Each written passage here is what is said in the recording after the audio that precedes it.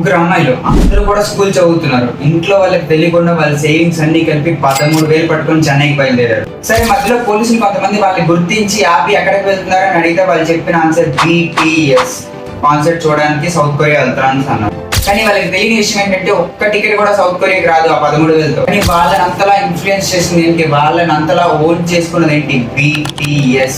ఈ సక్సెస్ వీళ్ళకి over night లో వచ్చింది కాదు. దీని వెనక చాలా శ్రమ, పట్టుదల ఇలాంటివి ఉన్నాయని సోది నేను చెప్పను. BTS స్థాపించిన మొదటి రోజు నుంచి లాస్ట్ వరకు ఎన్ని ఆటంకాలు ఎదుర్కొన్నారో మాత్రమే చెప్తాను. ఆ వీడియో నేను ఇన్స్పైర్ చేస్తుంది, మోటివేట్ చేస్తుంది. ఆఫ్టర్ ఆల్ 18 years కూడా నిండని కుర్రాళ్ళు BTS లో జాయిన్ అయ్యి ఇప్పుడు ప్రపంచాన్ని వెళ్తున్నారు. నువ్వు ఎందుకని చేయలేవు? నేను మ్యూజిక్ కోసం మాత్రం మాట్లాడట్లేదు, నీ కెరియర్ కోసం మాట్లాడుతున్నాను. వాళ్ళే చేయగలిగలేదు, నువ్వెందుకు చేయలేవు? నువ్వెందుకు తక్కువ?